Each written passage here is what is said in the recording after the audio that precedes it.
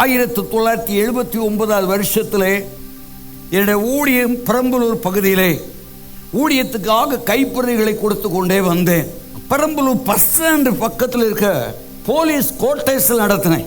அந்த இடத்துல நடந்த ஒரு காரியம், ஒரு வீட்டுக்குள்ளே அப்படியே அனத்திர சத்தம் கேட்குது. என்ன சத்தம்?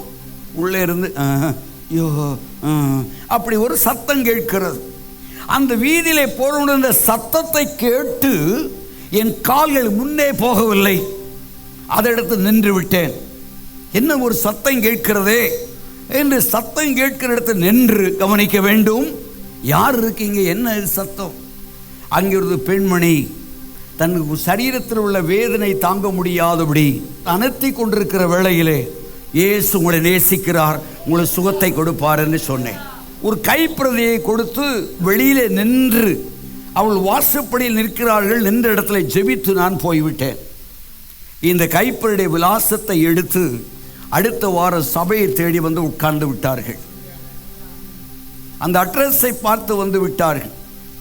நடந்தது என்ன தெரியுமா? ஆலையை முடித்து வீட்டுக்கு போனார்கள். தன் வீட்டின் தலைவர் அவளை பார்த்து, எங்கே போனா? டியூட்டி முடிச்சு வந்து உன்னை காணலை, இங்கே அப்படி சொல்லி, நான் சர்ச்சைக்கு போனேன். சர்ச்சைக்கு போனா அப்படி தலைமுடியை பிடித்தார், அப்படியே இழுத்தார், கத்திரிக்கோலை கூட நறுக்கி தூக்கில் மொட்டை அடித்து விட்டார். எங்கே போனதுனால? இனி பார்க்கலாம். அடுத்த வாரம் வந்தது. அந்த சௌரியால் வீட்டில் இருக்கவே முடியவில்லை. அடுத்த வாரம் ஞாயிற்றுக்கிழமை ஆராதனைக்கு வந்து விட்டார்கள். காரணம் என்ன? அவருடைய வேதனையை கர்த்தர் சுகமாக்கினார்.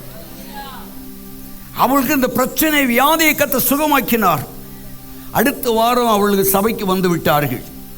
அடுத்த வாரம் சபைக்கு வந்ததுனாலே திருப்பி வீட்டுக்கு போட்டு பயத்தில் போகிறாங்க. ஆனால் அவங்க பயத்தில் போகும்போது இங்கே ஆராதனை முடிந்தது, அவள் வீட்டுக்கு போகிறார்கள். ஆவியான் என்னை பார்த்து சொல்லுகிறார், அந்த வீட்டுக்கு நீ போ. நடந்தது என்ன? அந்த போலீஸ்காரர் கண்ணாடியில் இப்படி ஷேவ் பண்ணிட்டு இருந்த ஒரு மனைவி இப்படி வர்றது பார்த்தாரு, பிடுங்கினாரு, ஒரு எறிந்தாரு. அந்த கண்ணாடியானது காலில் போய் விழுந்து நரம்பை கட் பண்ணி அதில் ரத்தம் அப்படியே ஓட ஆரம்பிக்கிறது. நான் பின்னாலே ஓடி போகிறேன். போனோன்னே அந்த சௌரி அந்த ரத்தம் ஓடுவது தெரியக்கூடாதுன்னு சொல்லி அந்த சாரி இப்படியே நிமித்து பிடித்து அப்படியே உட்கார்ந்து விட்டார்கள். அவள் நரம்பு துண்டிக்கப்பட்டது, ரத்தம் 6 பேர் ஓடிக்கொண்டிருக்கிறது. இந்த ரத்தத்தை நான் பார்த்து விடக்கூடாது என்பதற்கு அவர்கள் என்ன செய்கிறார்கள்? அந்த சீலை விரித்து மூடி உட்கார்ந்து விட்டார்கள். தேவனுடைய பிள்ளைகளை கவனிக்க வேண்டும். ஆனால் அந்த சௌரனை, என்ன பிரதர் இப்படியெல்லாம் செய்றீங்க? எங்க வந்தாங்க?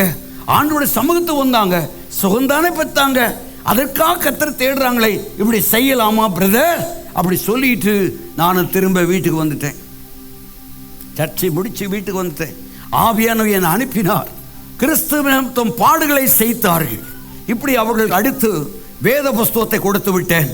இதை எடுத்து கொண்டு போன உடனே அந்த வேதத்தை வாங்கி தூக்கி எறிந்தார் அந்த மனிதன். பாடுகளை சைத்தார்கள், கர்த்தரை மறக்கவில்லை, கர்த்தரை பின்பற்றுவதில் குறையவில்லை. இவ்வளவு நெருக்கடிகள், இவ்வளவு உபத்திரவங்கள், இவ்வளவு துன்பங்கள் வந்த போதிலும் அவள் ஓடி சபைக்கு வர ஆரம்பித்தார்கள். அதை சொல்லுமா?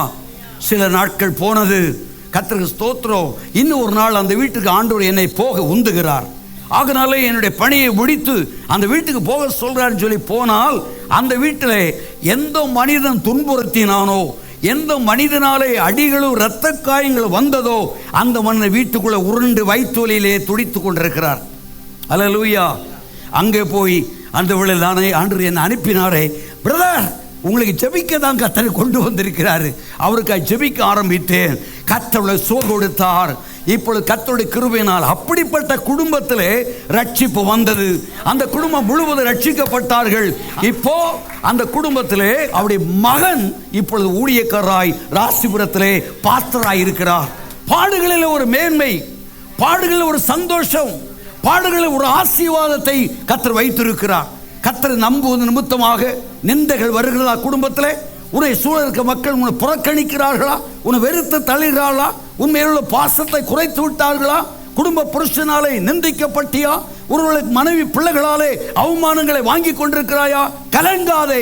இது மத்தியிலே கர்த்தர் ஒரு மகிமையான சந்தோஷத்துக்குள்ளே உன்னையும் என்னையும் அவர் கொண்டு போக அவர் வல்லவராகவே இருக்கிறார். பொய் அல்ல.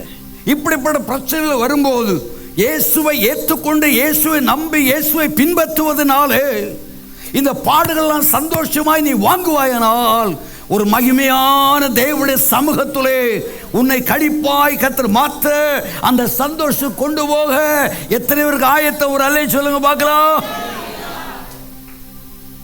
அதான முடியல. கர்த்தருக்காக பாடுகளை சகிக்க முடியல.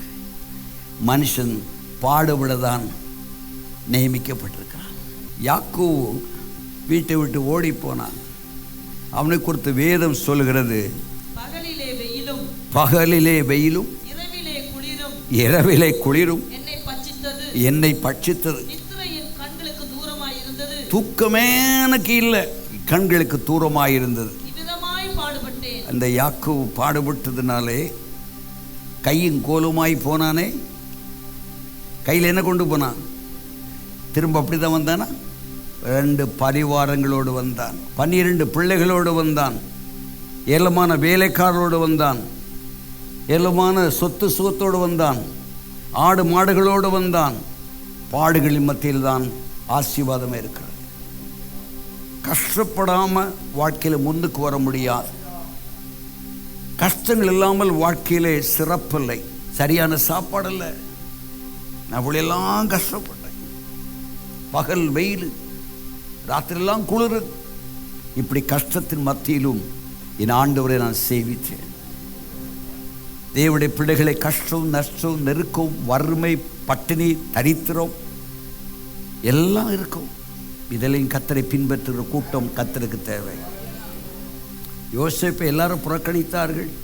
வஸ்திரத்தை உறிஞ்சு போட்டாங்க, குழியை தூக்கியும் போட்டாங்க, வெறுத்து பொறாமை கொண்டார்கள். அவனை யாரும் சிநேகிக்கலை. அவன் போய் விலைக்கு விற்கப்பட்டான். அவன் போன இடத்துல அங்கே அவனுக்கு சந்தோஷம் இல்லை.